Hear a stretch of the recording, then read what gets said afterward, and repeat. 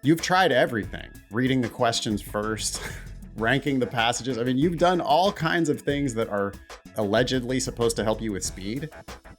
I think you need to throw all of these techniques out the window.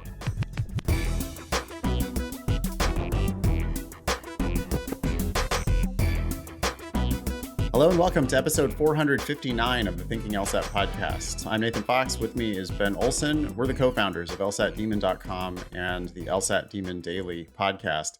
You can be LSAT famous by sharing news or asking questions on our website, thinkinglsat.com.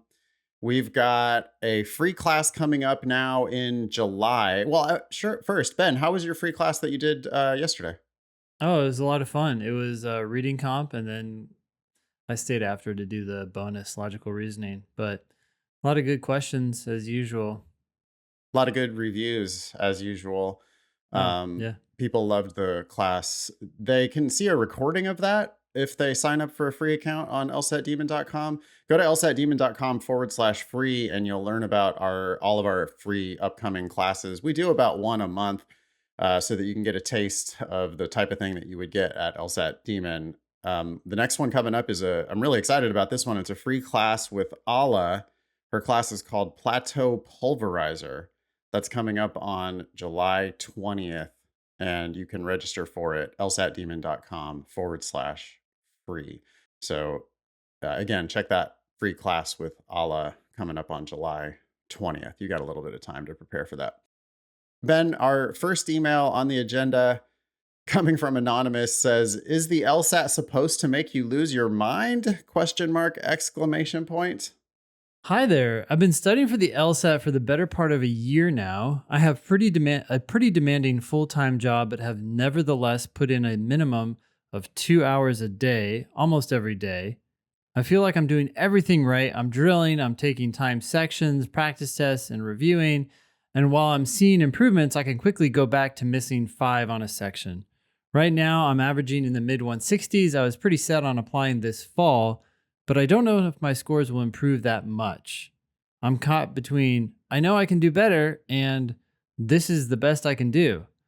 I'm not necessarily young, so I'd hate to have to defer another year.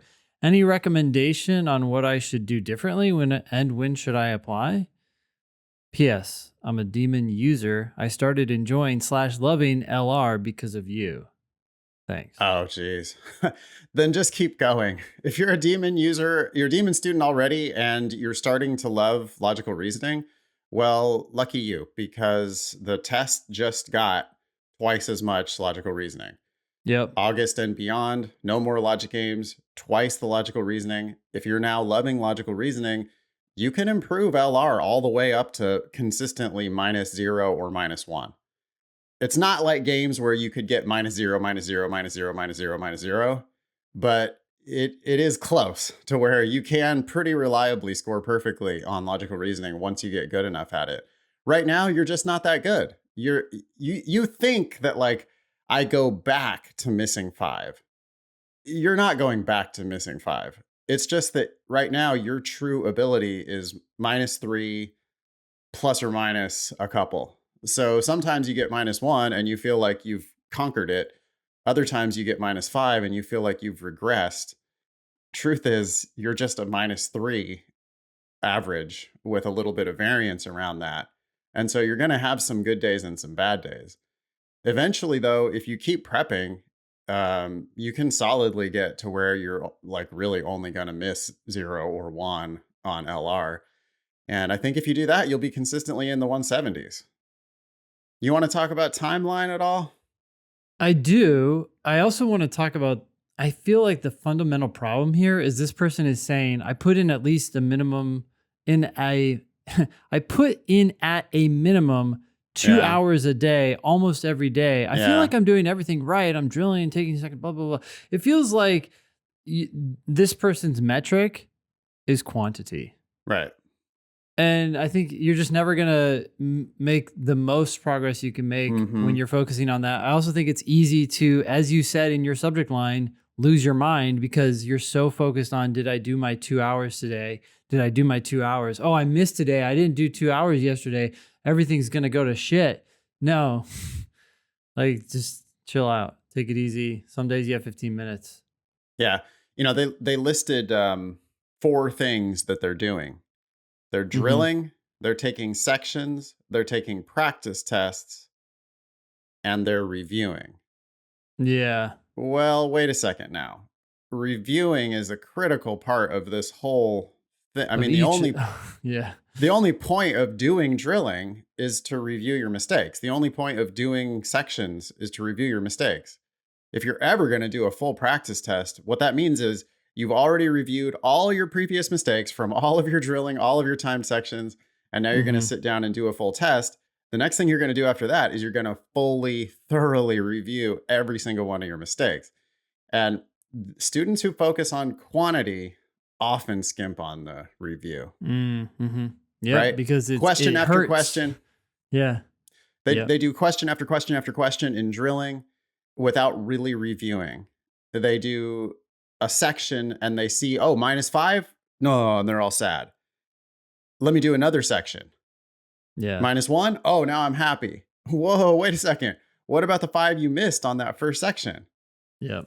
Where you got to learn. You got to really, really learn from those. And that means watching videos, reading the written explanations, and critically, if necessary, using the ask button. We've got a really interesting question at the bottom of the agenda today, Ben, about from the ask button. And I think it will help people like Anonymous realize the value there. You need to be reviewing thoroughly enough that you're going to send us a question. Hmm. Because if you don't, then I think it just means that you're not taking it seriously enough, your review process. Does that make sense? Yeah, it does. I do think it's tough because you're also going to make some realizations sometimes as you're writing out questions. And Oh, that reflects well, a very I'm engaged and serious person. I'm Yeah. hoping Yeah. that in the act of writing those questions, you're going to sort yourself out like Hmm. 75% of the time. Yeah. You're going to organize your thoughts well enough to go, oh, oh, oh, that's what that means. And then you're going to Hmm. get that click. That's the Hmm. best kind of learning where you got Yeah. there yourself. But the team is there to support you. And on 1 out of 4 of those, where you start writing an ask button question, you're going to realize that you're still puzzled. Hmm. Well, write a thoughtful, concise question, detailed, ask, like, use the written explanation that's already there. Write a thoughtful question to the ask team. They'll get back to you within 24 hours, faster Hmm. if you're a live subscriber. Hmm. And you can make more progress in less time by reviewing each one of these mistakes instead of like pulling your hair out about missing 5 on the section. Yeah. Anything else for Anonymous? Apply when you have a score that you'd be happy with. Yeah, that's the last thing. I don't care if you're 21, 31, 41, 51 years old. It really doesn't matter. Law school is wildly overpriced. You're insane for getting into this process with less than your best LSAT. I mean, Hmm. it's just stupid. If you Yeah. can turn that mid 160s into a low 170s, you become a completely different applicant. Hmm. So waiting another cycle and being a wildly better applicant is always going to be a better decision, no matter how old you are. So just let go of the timeline. In retrospect, it's one of the things that we get compliments for, Ben. Hmm. When people say like, "What tips would you give to a fellow demon?" Hmm. One of the tips that one of the things that comes in pretty consistently is, "I'm so glad that I gave up on my timeline." Hmm. The best thing I ever did was just letting go of this idea that I have to apply this cycle. As soon as I Hmm. did that, everything changed. The LSAT got easier. Law school applications seemed less stressful. The whole thing just opens up to you. If you just stop trying to force it. Law school will be here before you know it, and law school will go by in a flash. You don't need to rush into this. It's there's too much money on the line. It's crazy. Yeah. This next one is from Josh. The subject is quality of life law possible? Quality of life law, like as opposed to big law. There's quality of life law. Yeah. Hi, Ben and Nathan. I have to know, are there quality of life jobs for lawyers? I have an ABA paralegal certificate in New York State law and had been working as an administrative aide in law enforcement, helping classify charges for police reports. The pay was not inspiring, but I liked my work and my hours. However, due to the broad application of my job title, I was transferred without warning to a payroll office much farther from home with mandatory overtime. When I tried to protest, I was told that the only way to guarantee consistent law related work was to become a lawyer. My wife has often encouraged me to go to law school, but I've been hesitant as the lawyers I know in my department are doing similar hours, if not worse. I've started studying the LSAT to keep my options open. 153 diagnostic, now 159 after some study. But I'm still conflicted. If big money is not a requirement, can I actually practice law and make my wife proud while still physically seeing her? Thanks. Ben's puzzled. I'm just puzzled by make my wife proud. Like, you don't want to become a lawyer to make your significant other proud because you're going to be doing a lot of work that you might not like. I think lawyers would pretty not universally, but I'm going to say there's a majority of lawyers who would describe what they do as pretty menial, pretty tedious, probably not very prestigious. Yeah. Like it's a lot of paper pushing. All I can say, Josh, is look at the lawyers that you actually work with. It sounds like you pretty clearly don't want to become a lawyer like them. Yeah.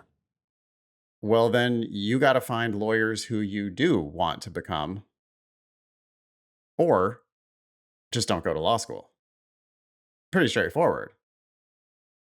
What do you want to do? And the last thing you're going to hear on the Thinking LSAT podcast is us selling you the dream of law school. That's one thing that we do not do here. No. There's a lot of that elsewhere. You can get that all over the internet, but not here. Here, we're trying to give it to you straight. And the straight story is Ben went to law school, decided he did not want to practice. I went to law school, decided I do not want to practice. I've now been teaching LSAT since 2007, and I've met far more unhappy law students and lawyers than happy law students and lawyers. So, and I do know happy lawyers, but they tend not to be the kinds of people who are in it for the work life balance. And they're not in it for the prestige, they're in it for the work. They have a burning desire to practice law. So, if you can't find that, if you can't find this, like, nope, I'm a killer, I want to go be a professional killer in the law. If that's not you, then there's just so many other things out there in the world that you could do. Lawyer is maybe the last thing I would do for work-life balance. They pay more too. We're not just Right. saying, oh, give Right. up the money and go get a job that you're gonna like. We're saying go get a job that you're gonna like and get more money. Right. Right. The jobs that are going to pay you in the law are not going to give you work-life balance. The jobs that are going to give you work-life balance in the law are just not going to pay much. They're Mm-hmm. probably not going to pay much more than what you're making right now. Mm-hmm. For sure not to start, and it's going to require a lot of long, you know, lot of years of effort to work your way up to any kind of money if you're also getting work-life balance at the same time. I just I don't see it. Mm-hmm. I mean, even the big law lawyers that like really call the shots don't seem to have work-life balance. No, that's why they're calling the shots because the people above them are like promote them. The buck stops with me, and Yeah. so yeah, I get all the money, but that also means that I'm just always on call, Yeah. always in my office. Mm-hmm. Anything more for Josh? Good luck, Josh. I hope you find something that you like doing. If that is a legal job, great. But hopefully you've seen attorneys doing things you like doing. That's the bottom line. Yeah, and go talk to 3 more lawyers. I mean, your goal should be for the next month, see if you can just even exchange emails or have a quick phone call or chat at a bar to some different lawyers and Hmm. see if you can find the kind of lawyer that you think would give you the combination of money that you want, hours that you want. I hope your wife can be proud of you without you becoming a lawyer, though. Hmm. Okay, I think that's it for Josh. Next one is from Alex. Subject is anchor points? Question mark. Anchor points. Okay. Hey, Ben and Nathan, I heard a previous podcast about your views on highlighting. I'm guilty of being one of those people who highlights to console their semi conscious guilt about not actually understanding the Oh, sentence. I knew it. I knew it. That's just so. It's just so clear to me that people do that. It's just so obvious. I've been doing this for long enough. In the live classroom days, letting having the class do like a timed section of reading comp or whatever, and I'd see people that have their multicolored highlighters out and they're highlighting things, and it's just like, I know you have no idea what that means. So you're highlighting it because you don't understand it. Thank Hmm. you, Alex, for confirming that. Alex continues, however, as I've progressed and improved on reading comp passages to one or no mistakes per passage, I've found myself trying out the highlighter in very restricted ways. Okay, Th- interesting. I'm listening. This is especially true as the demon assigns me harder passages on the regular. Just highlighting a name or a word when I have a sense that it's crucial in some way to the structure of the passage helps me make a sort of map. The name of a person, the word first, the word second, etc. Could a rule be devised for permissive highlighting? Perhaps if you are getting a sense of the passage as a whole, it's all right to give it some visual anchor points. What do you guys think? Thanks. Mm, if it's working for you, Alex, then great. I mean, does it work in timed sections? My hypothesis would be that it's probably interfering with your understanding. The name of people already kind of sticks out in the passage because it's capitalized in the middle of a sentence.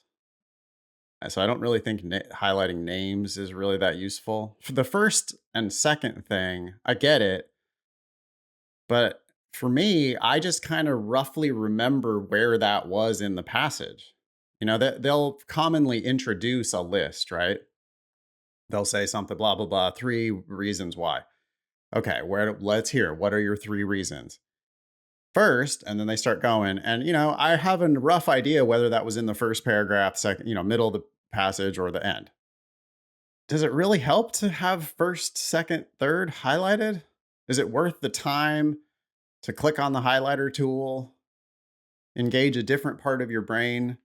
You know, Instead of the part of your brain that's understanding what the hell they're talking about, instead of just following the argument, you're now like, well, let me get my motor skills involved and find the highlight tool and highlight that word.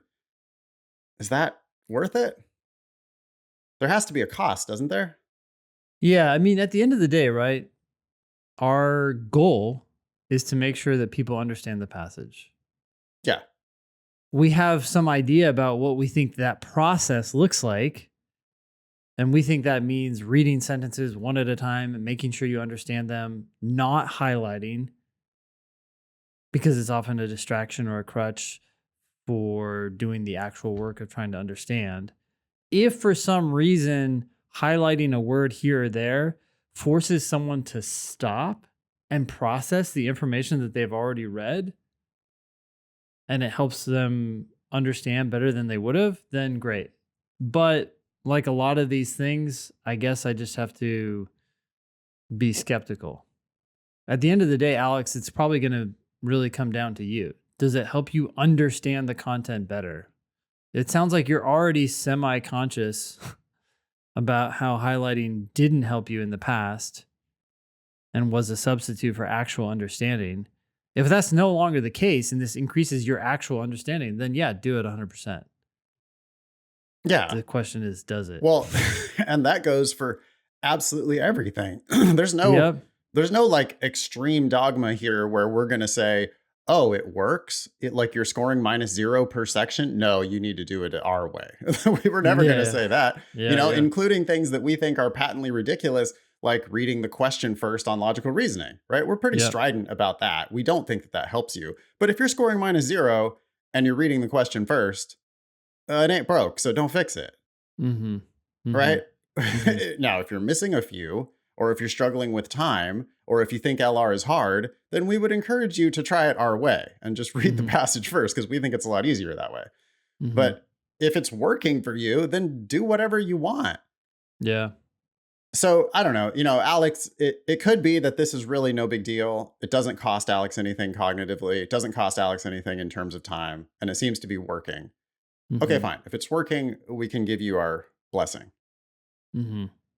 Just be skeptical of that, right? Like, are you subtly distracted by oh, that's a person and I need to highlight that? Or is that helping you and you're recognizing that someone else is talking? All right, that can be helpful, right? How many people read the author attribute some idea to somebody else and they just automatically attribute it to the author, right? That's a mistake. Yeah. I'm reminded of the people who kind of insist on diagramming and logical reasoning. Mm-hmm. And they're like, but Nathan, but if I really understand it, then Mm-hmm. can't I diagram it? And I'm like, well, I guess you can if you want to. But at that point, you understand it. But if So, you already understand it, then you already understand it. So yeah, yeah. it's like, Alex, I think in order to highlight the right things, you kind of already have to understand it. Mm-hmm. Mm-hmm. Otherwise, you're highlighting random shit, which people definitely do. Mm-hmm. And you've done it yourself, Alex. You Mm-hmm. know that you're susceptible to this sometimes. So I would just, be real honest with yourself. Is it actually helping, or is it just kind of a thing that you want to force in there? Yeah. My hypothesis would be it costs you some time and it costs you some attention, and it probably doesn't provide you enough value. The juice is not worth the squeeze. Yeah. And I think the biggest concern, which you raised earlier, which is always okay, there's those little costs, right? But the bigger problem is the cost actually in understanding Right. because like you're now focused on that, right? As opposed to just let me think about this for a second. I can't believe how many times I look away from the page while reading comp passages. Right? Like I'm reading Because you're something, thinking. I'm thinking about it, and I can't Mm-hmm. think about it looking at the freaking text. I gotta like Mm-hmm. put my head to the Mm-hmm. side and go, huh? And Oh, I think that totally. there's like Well, the science words are studies about this, about which way you look, and I don't even know try, why. yeah. Yeah, Uh-huh. but Yep. Or yeah, close your eyes, but yeah, I think I look up a lot, like up and to the left, maybe, like trying to just piece it together. yeah, And, like looking more at the words isn't going to help me because I've already read that sentence carefully enough. I know yeah, what you said. Now let me think about what you said. yeah. And, and yeah, that I'm certainly not like taking that time to go find the highlight tool. Mm-hmm. Mm-hmm. So yeah. Thanks, Alex. I hope we take that, your suggestion seriously. I think that we are both saying our hypothesis is probably not helping you. But hey, again, if it works, don't worry about it. Yeah. This next one is from Nick. The subject is improving reading comp. Hey, this is a follow up to an earlier submission. I've been doing about one practice test a day for the past 2 weeks. Ooh, that's a lot. Okay. Yeah. And I've gotten my LR and games perfect on the past most recent tests. However, my reading comp is fluctuating between 20 and 22, giving scores between 170 and 175. I'd like to get to above 175, so it really all comes down to reading. So far, I've tried memory tests, speed tests, prediction tests, reading questions first, ranking the passages, highlighting, not highlighting, writing summaries, not writing summaries, answering without looking at the MC options. Main conclusion, maybe? So predicting the answer on a main point question, I mean, you really need to do that. If you're just like reading the options, I'm reminded of this email that I got just recently. When people depart from LSAT Demon, they write in like, hey, what worked and what didn't work? How can we get better? Yeah, yeah. And one of the things that came in was I loved the tip that on reading comp, on the main point question, the wrong answers are like a drunk retelling a retelling of a drunken night out, Mm-hmm. Mm-hmm. where your buddy from last night is trying to piece it together what happened last night Yeah. and just like getting part of it, but not the main idea. Yeah. Or Yeah. getting things totally wrong, like the right words and some of the right places and Some of some the of the right people. players. Yeah. But it's Yeah. like, well, no, that was a different person who said that. And no, this person said a totally different thing. And that didn't happen at all. Or, Yeah. Yeah. wait, you're forgetting about this whole part of it. Like, what about these 20 No, they or said they liked they liked the restaurant. They didn't say they hated it. Like, what the hell? Yeah. yeah, or what about the 2 hours after all of that you're talking about? You're Yeah. forgetting about yeah. So certainly reading main conclude, like if you're really relying on the answer choices in reading cop, you're doing the wrong thing because they're there to distract you and confuse you. Anyway, Nick continues. I've tried all these things, but I haven't been able to see improvement. I really would like to get my reading comp between 23 and 25 points. What can I do? I think I know the problem here. This person is very good at logical reasoning, which sounds to me like they can then clearly read and understand paragraphs Yep. and short paragraphs. And Yep. not only that, Nick needs to be able to break down that paragraph and figure out what's good about it, what's bad about it. Does it have an argument? All that stuff, right? Reading comp, you don't have to do that as intensely. You just have a longer set of text to kind of grapple with. And I think the sentences tend to be a little more wordy, a little more abstract. So, Nick, you just need to focus on, can you break down long, abstract sentences? So, if a sentence is too long, it's not totally crystal clear in your mind. And you know what crystal clear means because you can get crystal clear on logical reasoning. Yeah. You may need to take a sentence and cut it in half and read the first clause and try to make sense of that and then continue reading the rest of the sentence. So fix your ability, work on your ability to read long, convoluted sentences.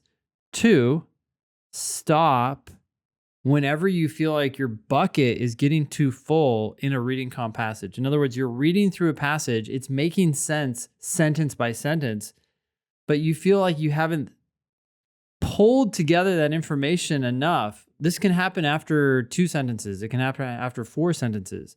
For me, yesterday in class, when we were doing reading comp, it happened to me after 2 paragraphs. I said, okay, hold on. I get what's being said, but I just need to Yep. put it all together. So Yep. the person started by saying there's these 2 views. The first view was this, the second view was that. And I don't know where the person stands on these 2 views. Now I'm totally ready for the 3rd paragraph, as opposed to let's just keep going. Right. Right. And Nick, I'm not saying that's going to happen after the 2nd paragraph in reading comp. I have no idea where it's going to happen. It could be the middle of the 1st paragraph. But anytime you feel like, hey, I'm losing track of the big picture, stop and recap the big picture. I think that's what Nick has to do. And I think Nick is fully capable of doing it given his scores in LR. I think Nick is letting the perfect be the enemy of the good here a little bit. He's perfect on LR. He wants to also be perfect on RC. He thinks he has to do all 4 passages and all 27 questions in order to be perfect, which, I mean, you would need to. But the thing is, Nick, you don't need to be quite perfect. You can improve incrementally without being perfect, which means you don't really have to even attempt number 24, 25, 26, 27.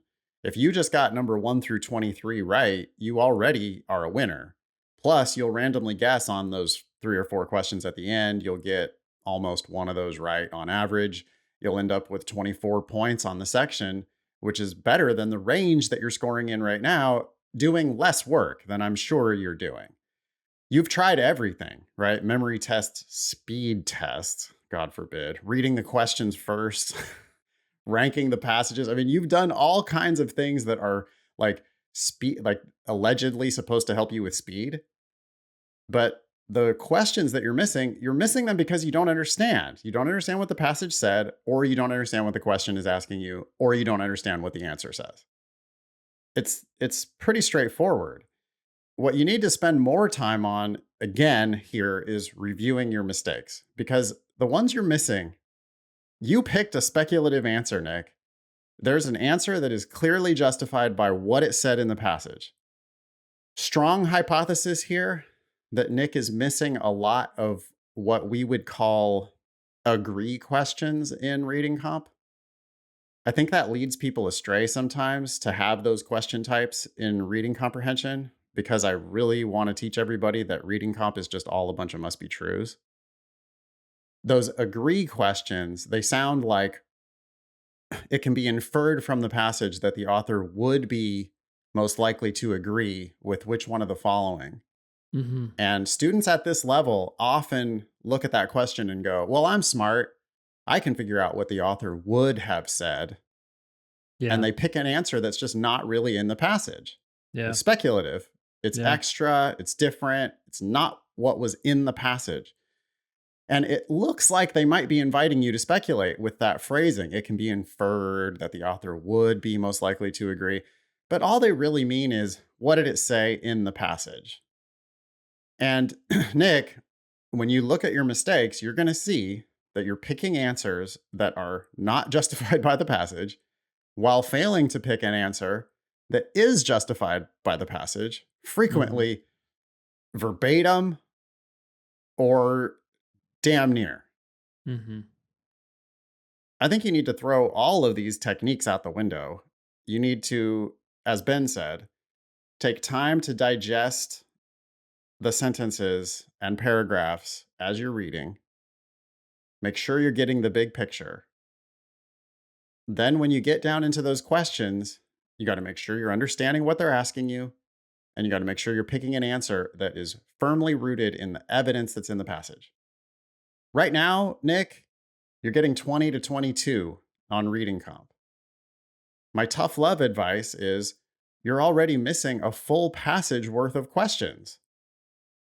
Wow, a full passage worth of questions. Maybe you should consider dialing it back a little bit. Just do do three perfect passages.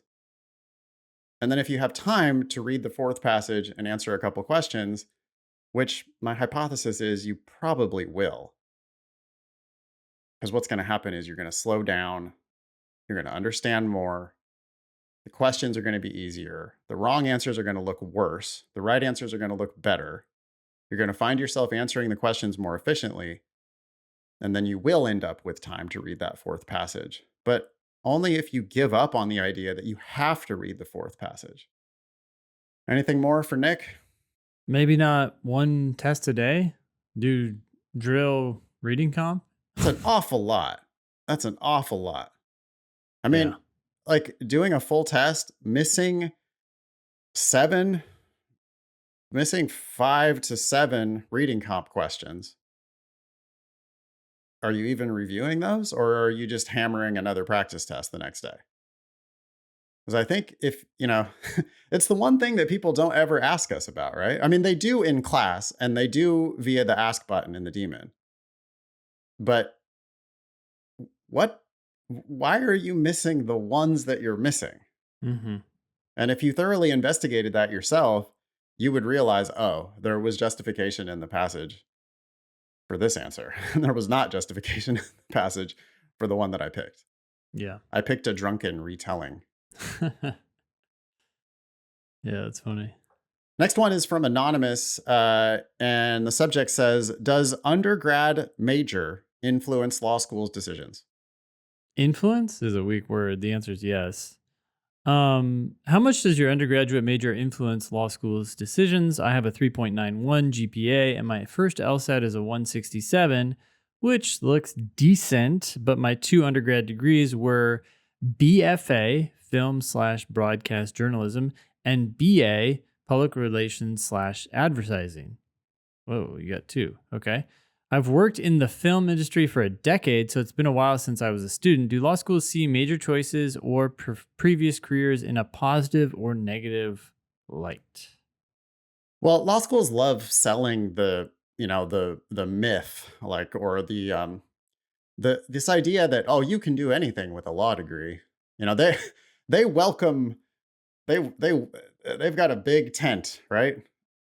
Come, Yeah. everyone to the law. Yes, great, absolute. Law They touches every element of life. So, absolutely, yeah, absolutely. They would love, as soon as you say film broadcast, they're going to be, oh well, yeah. I mean, there's film agents, and I got there's a entertainment record law. company exec, movie execs, and yeah, we got an entertainment law specialty.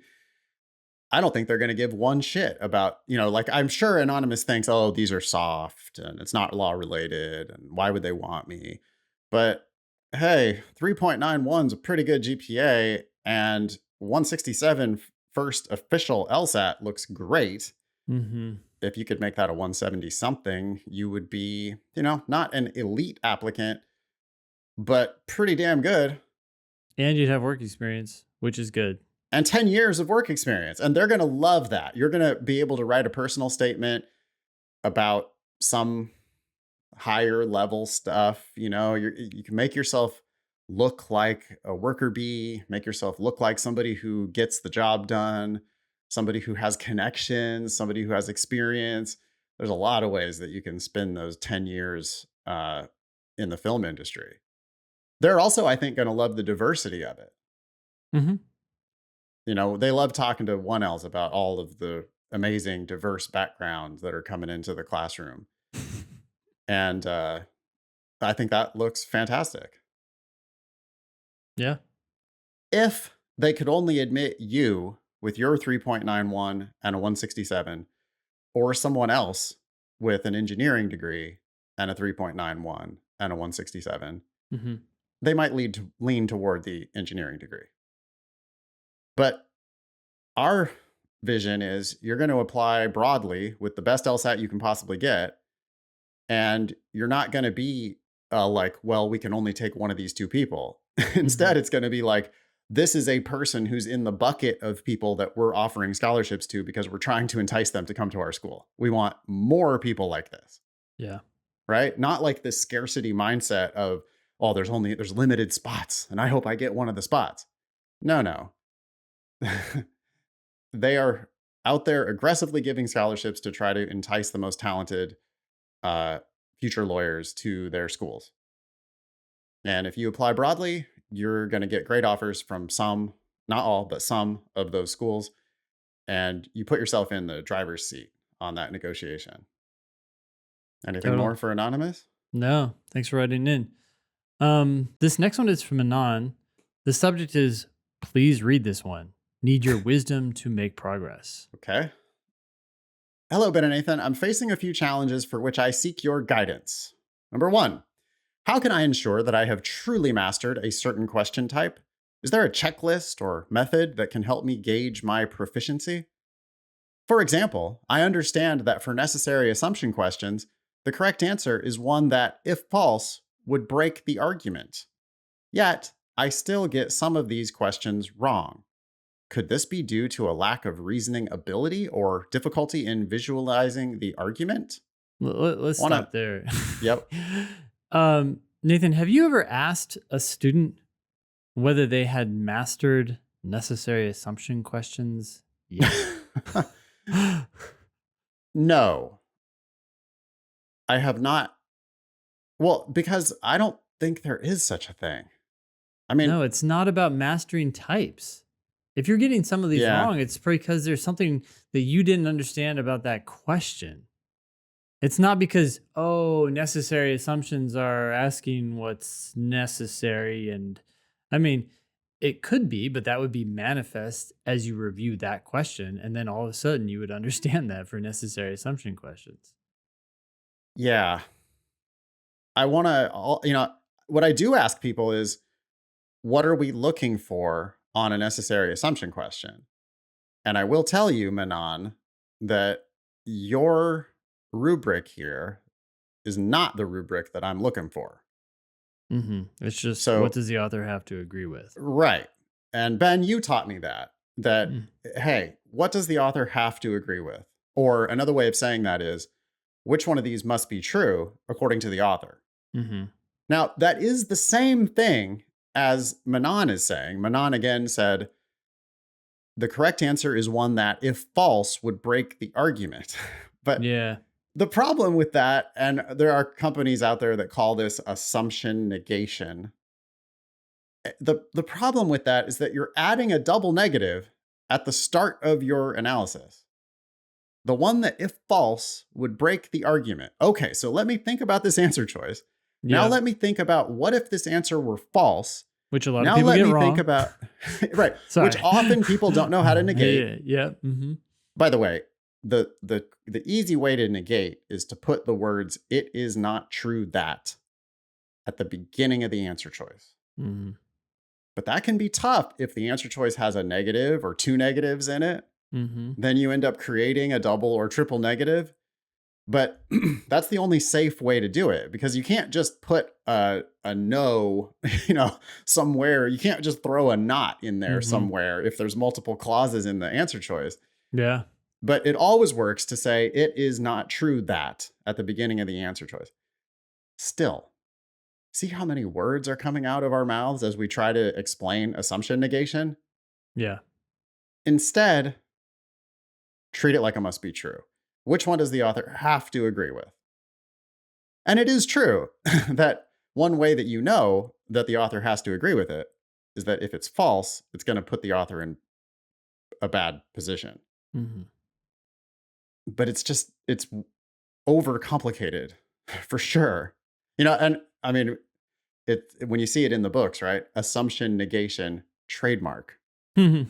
Okay, so you're inventing some intellectual property here. You're inventing this strategy so that you can sell it. Yeah. Eh, the record's closed.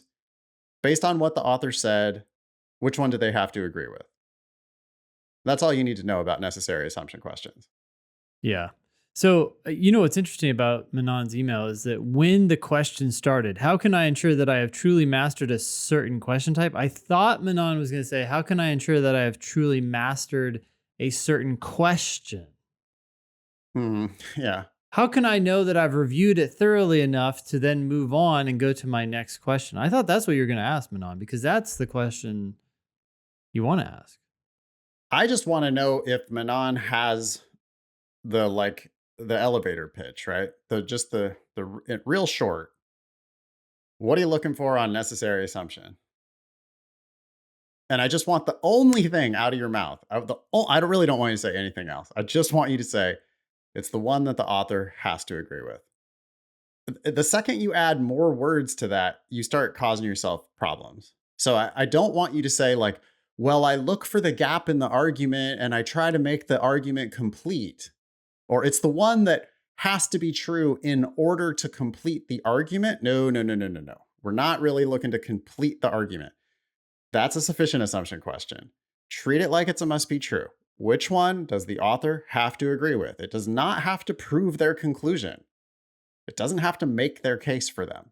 It's just something that they have to agree is true. That's all. Should we get to Manon's second question? Yeah, number two, while I have no trouble getting questions correct in an untimed setting, I notice fluctuations in my performance under timed conditions. Okay. What strategies can I use to improve my consistency when working under time constraints? I guess then we have a third question. You got the wrong goal there, Manon.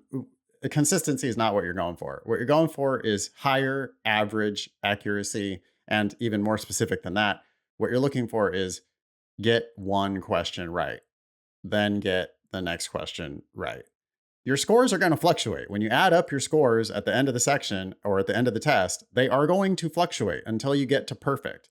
So you're like many students, like most students, you're paying too much attention to small samples. Like you're paying too much attention to statistics instead of paying attention to individual mistakes.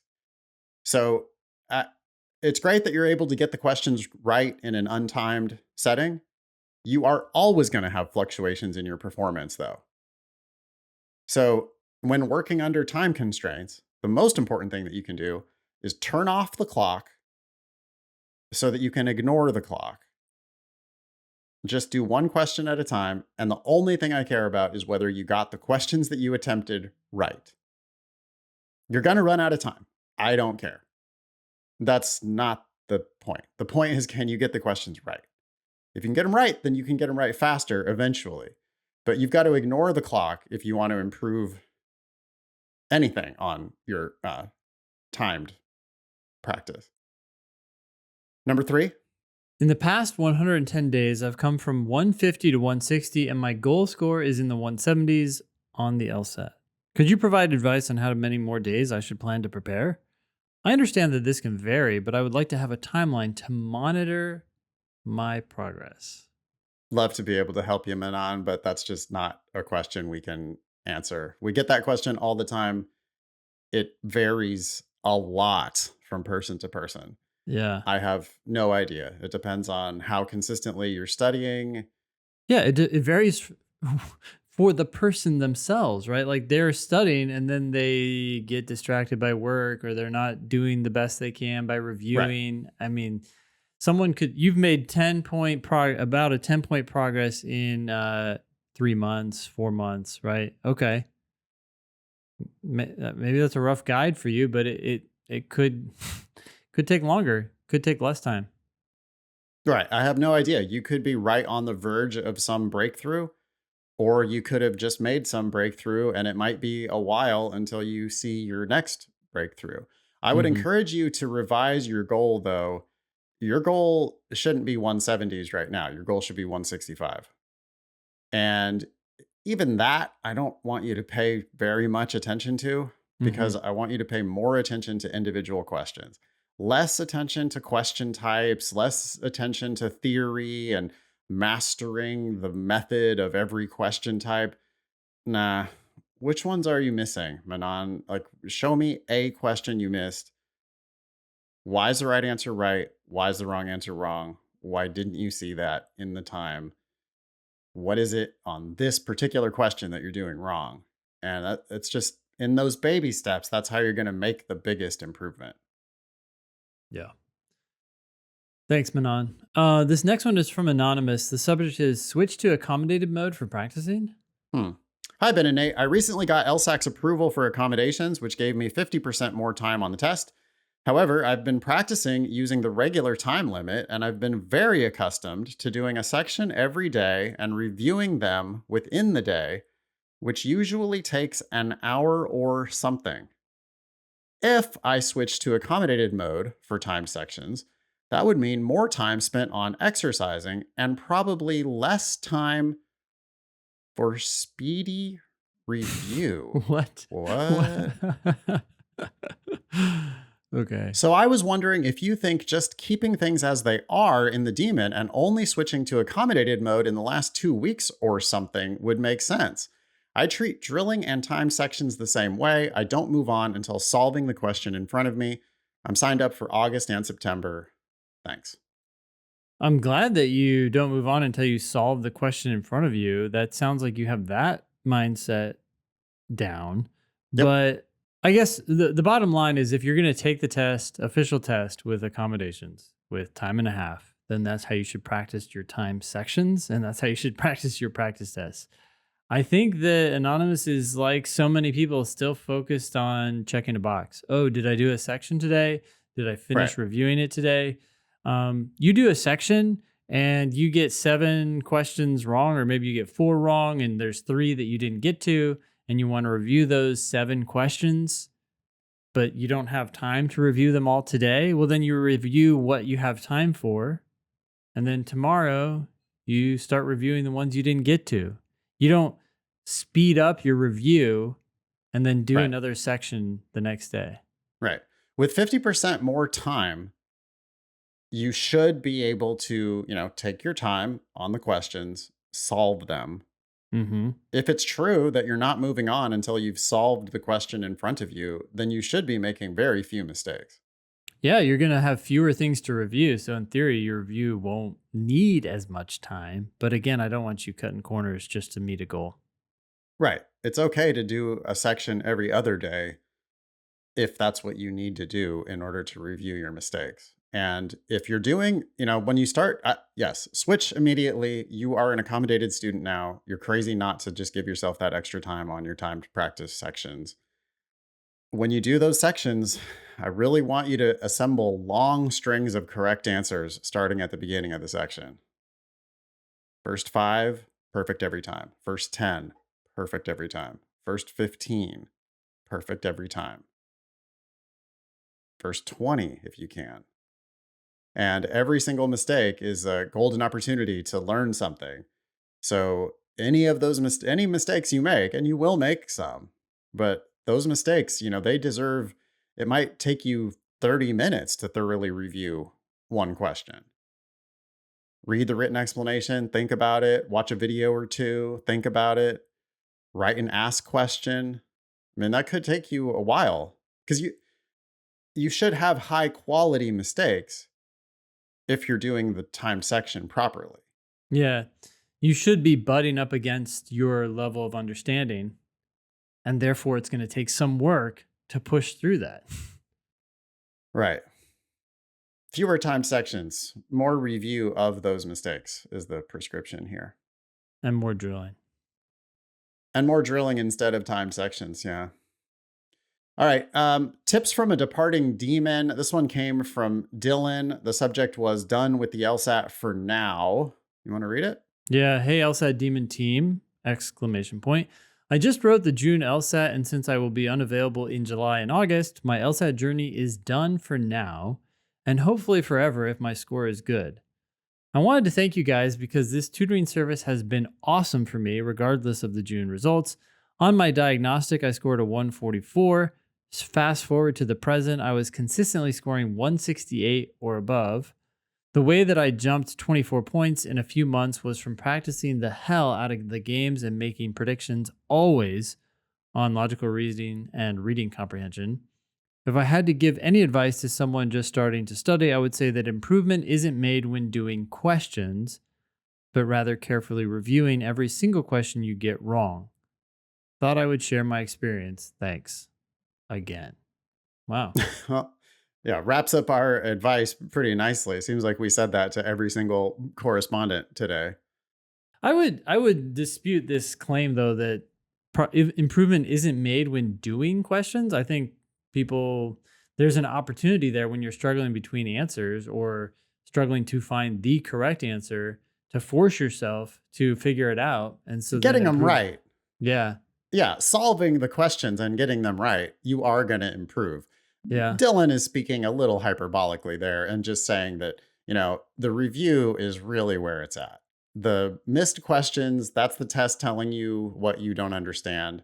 You really have to laser focus yourself in your review on those mistakes. And I agree that it is much more valuable to be reviewing your mistakes than to be doing brand new questions. To the extent that that's Dylan's main message here, I endorse it completely. Thank you, Dylan. Hey, 24 points from following our yeah. advice. That's awesome. Yeah. Congrats. Yeah. Okay, this one here is really interesting. This is word of the week coming from Abigail. There's a question, and then there's 4 more similar questions Hmm. about the exact same LR question. Oh wow. Okay. Yeah. Well, I could read it. It says, "Hi, so the question is about this LR question, which uses the word avoid.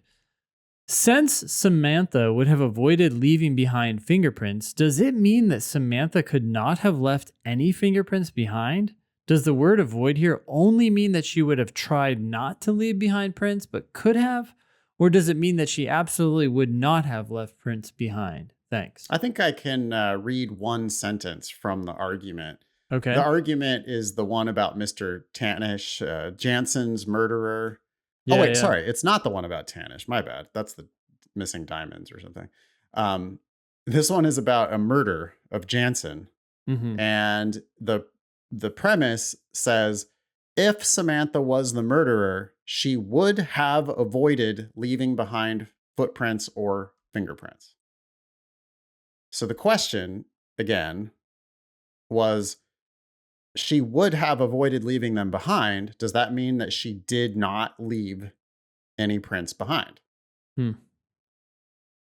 What do you think? I take that as she would not have. She would have avoided. So to me, it sounds factually asserted that it was avoided or it would Yeah. have been. Yeah, I don't know. I guess Many are looking Many at. Ask Button correspondents wrote in asking the same thing. In my mind, avoided isn't strong enough to mean definitely did not leave fingerprints by accident. Someone else says, the stimulus says that Samantha would have avoided leaving fingerprints, which I understood as she still could have. Am I wrong? Another one, I'm confused about this answer. Just because Samantha avoids leaving fingerprints or footprints, doesn't that mean she's actually, or does that mean she's actually successful in doing so? Why can't the fingerprints or footprints be hers? Last one. Does avoiding leaving fingerprints mean she did not leave fingerprints, or she just tried not to, but could have failed and left some? Hmm. You want to read the response from the LSAT Demon Ask team? Sure. The LSAT always uses the literal definition of words. So if it says Samantha would have avoided leaving behind fingerprints, it means she absolutely would not have left behind any fingerprints. Well, so Yeah. I guess this comes to the question, what is the literal definition of avoid? Does it mean to try not to, or does it mean to not to? It says to keep away from, or to prevent the occurrence or effectiveness of, or to refrain from. That's A, B, and C of the first definition on Merriam-Webster. Hmm. And it does not say to try to keep away from. It doesn't say to try to prevent the occurrence. It doesn't say to try to refrain from. Mm-hmm. It says, in fact, it just says to refrain from. Yeah. So if you avoid something, you avoided it. Now, we all know that in real life, we try to avoid ice cream or whatever. And sometimes we fail. Mm-hmm. But when it says in an LSAT logical reasoning passage that someone avoided a thing, then that means that they did avoid that thing. The LSAT is literal. Yeah. Excellent question. I'm happy that made it on the agenda because it points out what I think is secretly the LSAT Demon's best feature, which is the ask button. Abigail and the amazing team of tutors that are there responding to hundreds of requests within a 24-hour service window. Yeah. And again, faster for Demon Live, priority for Demon Live subscribers. Try it out. If you go get an LSAT Demon account, lsatdemon.com, register for a free account, you can use the ask button on all of the, couple hundred questions that we're able to share freely with the world. Yeah. Yep. And if the written explanation or the video explanations aren't good enough for you, use the ask button. Check out what the team has to offer.